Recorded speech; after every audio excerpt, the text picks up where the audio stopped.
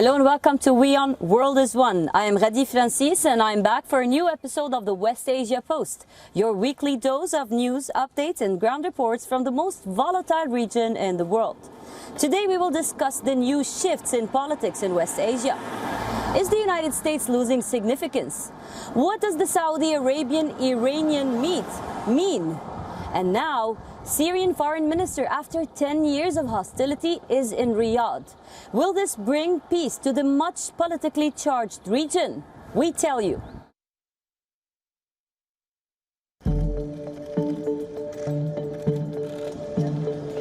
The winds of change are blowing across West Asia.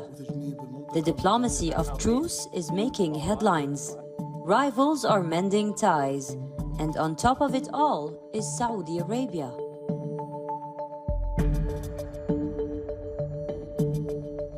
For the first time in over a decade, the Syrian foreign minister has arrived in Jeddah. The aim is clear: Syria's re-entry to the Arab fold. Saudi Arabia severed ties with Syria in 2011.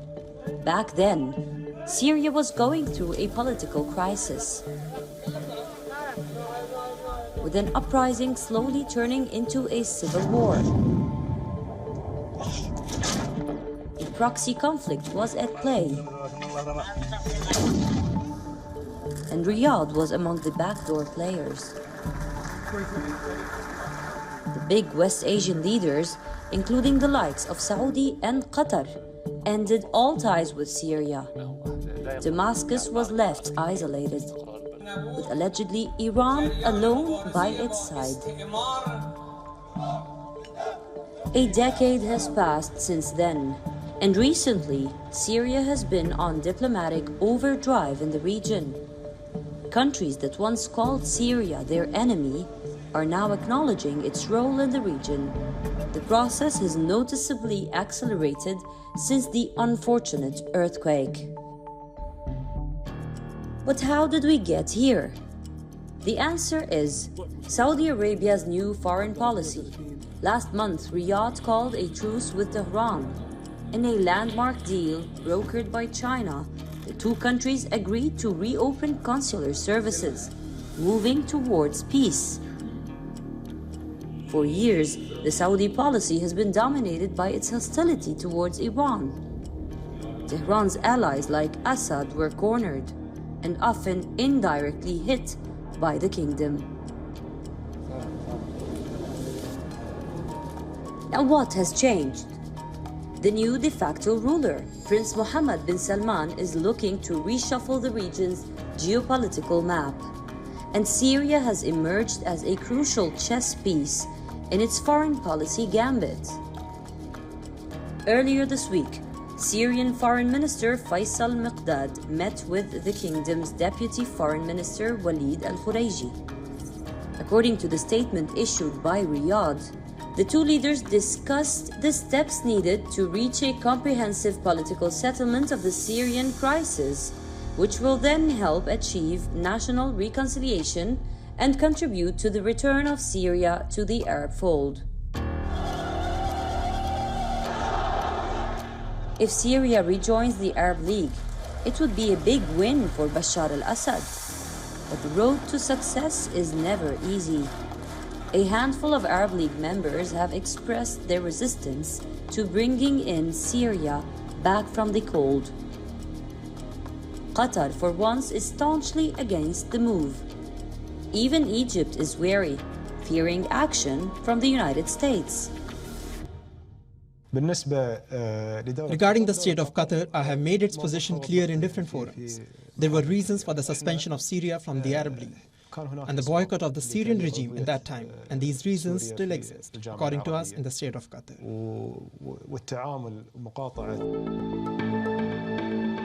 While the Saudis are trying to build cross-Gulf stability, its decades-old ally, Washington, is watching from afar.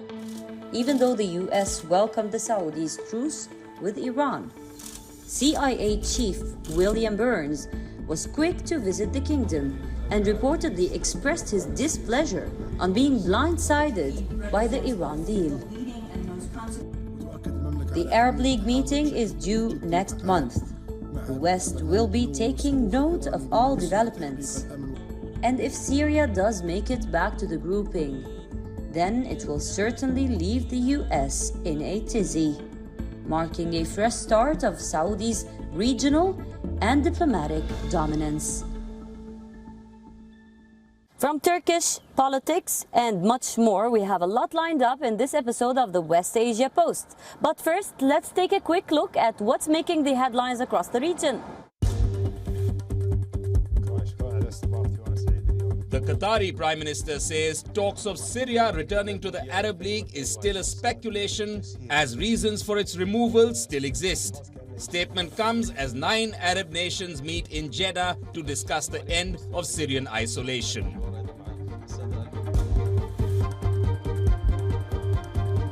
Qatar and Bahrain called truce ending years of conflict. Two sides reach an agreement of reconciliation at the Gulf Cooperation Council headquarters in Saudi.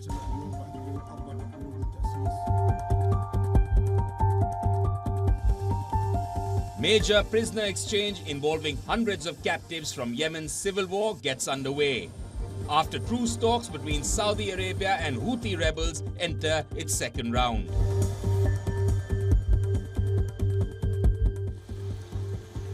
Lebanon lifts ban on central bank governor Riyad Salameh, paving the way for him to attend a hearing in Paris over accusations of money laundering and stealing millions of dollars. Now, speaking about the shifting politics in West Asia, Saudi Arabia is a kingdom that is highly influential. The Crown Prince's new policy of zero problems is becoming fruitful on many terms and in many nations. Let's go to Yemen. Saudi Arabia is holding discussions with the Yemeni Houthi rebels. On the agenda is one thing: peace. Will this time be fruitful? Will it end the war in Yemen? Let's take a look. The holy month of Ramadan is ushering in a new era of optimism in West Asia. Syria's foreign minister arrived in Jeddah, the first such trip since the country's civil war broke out in 2011. Iran's president is also expected in Saudi Arabia soon. The Saudis are negotiating with Yemen's Houthi rebels this week in an attempt to end fighting there, something that was inconceivable just a few months ago. We hope for the best, and we hope that these negotiations will be serious and lead people to safety. What Yemen has experienced during the past 8 or 10 years is enough. Yemenis suffered a lot, and we hope that this will not take any longer. We hope that security, stability and peace will prevail in our homeland. The country can accommodate everyone without excluding one or another. This is the great situation that everybody longs for. The talks between Saudi officials and Iran-backed Houthi rebels in Sana'a are part of international efforts to find a settlement to Yemen's 9-year conflict. The deal brokered by the UN last month involves the release of nearly 900 war prisoners from both sides, including Saudi troops. I think the arrival of the Saudi delegation with some army prisoners at the Sana'a government is showing a serious effort to putting an end to the war and lifting the siege. And I think the coming days will witness a final announcement of this understanding and the peace plan that has been talked about. It might be the signing of the agreement in the coming days in Saudi Arabia. The flurry of diplomatic activity follows last month's landmark Chinese brokered announcement that Iran and Saudi Arabia, who have backed opposing sides in conflicts around the Middle East, would work towards resuming ties. Saudi Arabia gathered a multinational coalition to fight the Houthis in 2015 after the rebels took control of Sana'a and large swathes of the country, forcing the government to flee. Yemen has become a major battleground, and the two countries also vie for influence in Syria, Iraq and Lebanon. Analysts say Saudi Arabia, the world's biggest oil exporter, now wants to exit the 8-year war to focus on domestic projects aimed at diversifying its energy-dependent economy. The bugle has sounded and the countdown has begun. The race for the Turkish presidency is on. Now, will Recep Tayyip Erdogan retain his presidency and win the elections one more time? Or will the united opposition clinch the polls? Let's take a look.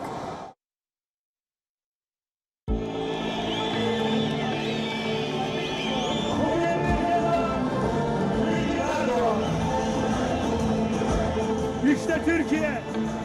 İşte Türkiye sevdalısı. Recep Tayyip Erdogan, a world leader and astute negotiator, a survivor towering high over his political rivals, who has been steering Turkey for last 2 decades. Kızıl elması ve Bayraktar TB3 ile kendi sınıfındaki dünyanın ilk... And now, he is eyeing another shot at the high office. Deprem bölgesi. Niçin? Oradaki depremi başaramadı. Unveiling his manifesto, Erdogan hyped up the nationalist fervor, calling out his detractors amidst a sea of cheering supporters. Ve İslam dünyasının bu heyecanını darbeciler süngüleriyle. The coup plotters failed to extinguish this fire with their bayonets. The arrogance of those who look down on the nation failed to extinguish this fire. The cruelty of the inside and outside hitmen of the global imperialists failed to extinguish this fire. The 69-year-old Turkish leader is facing his stiffest challenge yet in next month's knife-edge parliamentary and presidential polls. Ülkemizle birlikte mücadele.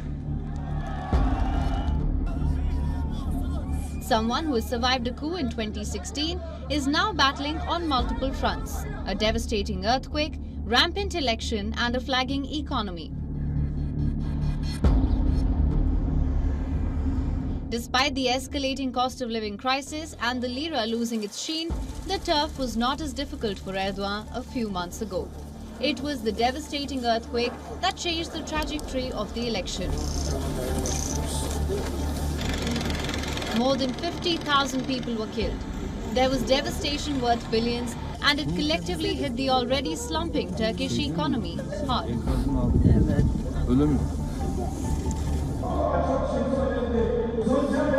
And the opposition is sensing a chance. Kemal Kılıçdaroğlu, leader of the Republican People's Party, is the presidential candidate of the opposition. Ve adaleti sağlayacağız. Davet etmek istiyorum. An alliance aiming to appeal to voters from the left and right, as well as those with Islamist roots. I know all of Turkey's problems. We know them all and we will solve them all. We have the knowledge, we have the experience, and we have the strength. The strength is you and no one else. The power is the people, it is you. The opposition promised to reverse many of the policies of Erdogan, who has championed religious piety, military-backed diplomacy, and low interest rates. We have to change the old system and bring democracy, justice and law. We want to be able to express our ideas freely. We want the economy to recover. We want a life without hunger, without poverty. A life where children do not go to bed hungry. We want a fairer system, a fairer government, a government that does not trample on rights, that behaves fairly with everyone. Critics say Erdogan's government has muzzled dissent, eroded rights, and brought the judicial system under its sway, a charge denied by Erdogan.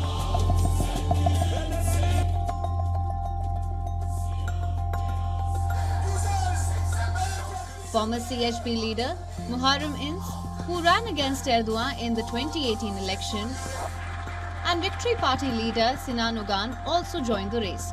He is a former colleague of Kılıçdaroğlu.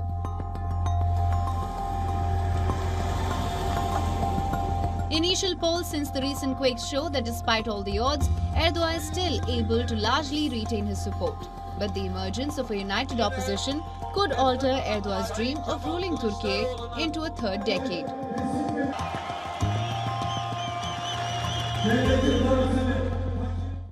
Now to Iran. Tehran has further cracked its whip on women defying the dress code. In the latest, they installed CCTVs on main roads to identify and penalize women with no veils. We tell you more.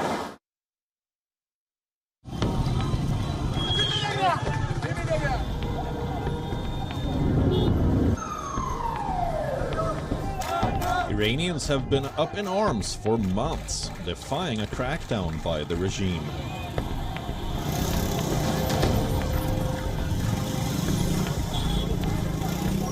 protesters, mainly women, have repeatedly taken to the streets against restrictions imposed upon them.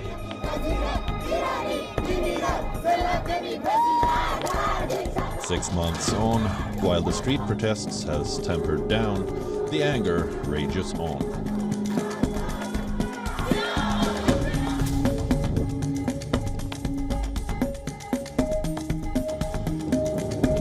Mahsa Amini was killed on the 16th of September, apparently at the hands of morality police for refusing to follow the strict dress code.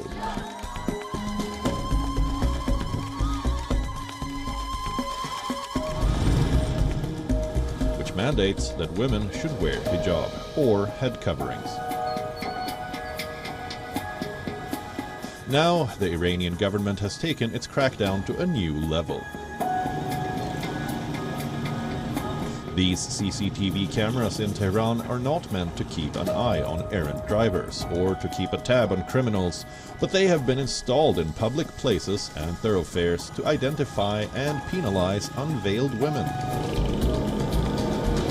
With the use of advanced technology and equipment, the person is identified. She will be warned. Then that person will be introduced to the judicial system with the documents to deal with the issue. Despite the draconian measures, many women can be seen on the streets of the Iranian capital without the mandatory head veil, and they aren't amused with the new rules.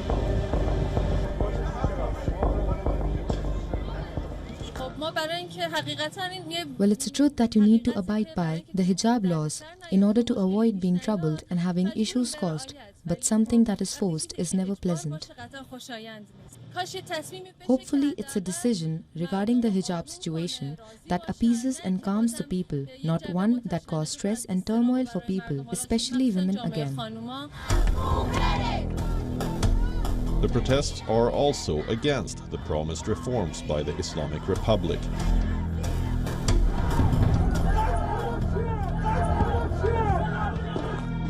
Besides, Iran's economy has collapsed in recent years, while inequality has risen sharply. Other matters than the hijab are surely more important, like economic matters and the conditions of people, the economic instability. I think these are more important than hijab, but the hijab is important alongside these for women. However, the Iranian government is firm, and apart from the CCTV cameras, women are now being subjected to stricter scrutiny. Under new restrictions, women without a hijab won't be allowed to enter Tehran metro stations. Despite these clampdowns, women, not in large groups, but as individuals, continue to silently pursue the chant of women, life, freedom, challenging the mighty regime.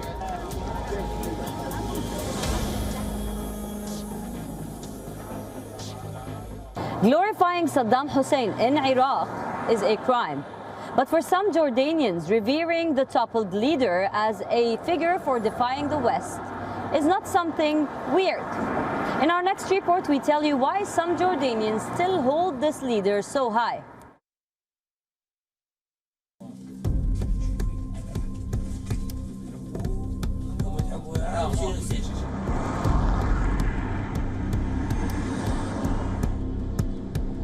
If you are in Jordan, it is hard to miss this face of the once great leader of Iraq who was hanged more than 15 years ago. Saddam Hussein's face is plastered everywhere, from phone covers to hoardings. The Iraqi leader is admired in this West Asian nation despite a ban on his imagery in his own country.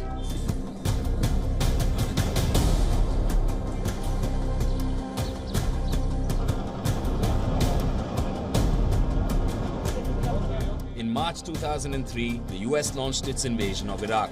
Under Operation Iraqi Freedom, over 100,000 American troops landed on Iraqi soil under the pretext of destroying the country's alleged weapons of mass destruction and freeing Iraqis from Saddam's rule. Within 9 days, Baghdad fell, and President Hussein went underground. He was found months later and hanged on the 30th of December 2006.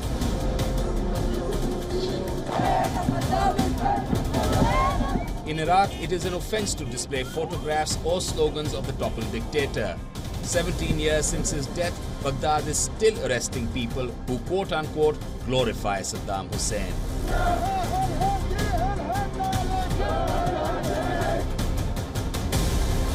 The story is different in Jordan. There, Saddam was a leader that stood against the West. He fought for the Palestinian cause and supported Arab nationalism. It's not only the Jordanians who love Saddam. People from Arab countries in general love him too. He was called the Arab Falcon because of his stance. A lot of things that are happening in the Arab world today would not have happened if he was still alive. The nickname Arab Hawk suited him for the actions he took. Some in Jordan believe that Iraq was prospering under the iron fist of Saddam. It was after his execution that the country and its billions of dollars in funds allegedly went into the wrong hands.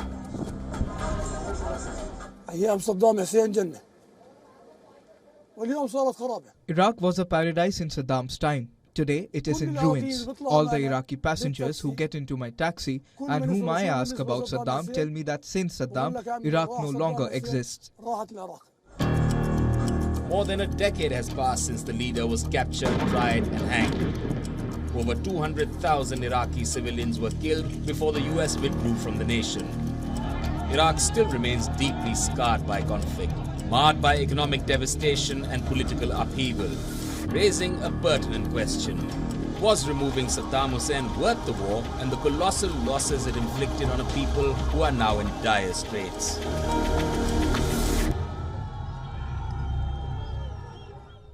That's all we have for you on this episode of the West Asia Post. I will see you next week with a brand new lineup, bringing you always the most recent stories from the most volatile region in the world. Until then, stay safe. Happy Easter for those celebrating, and have a good time for all the rest of our viewers.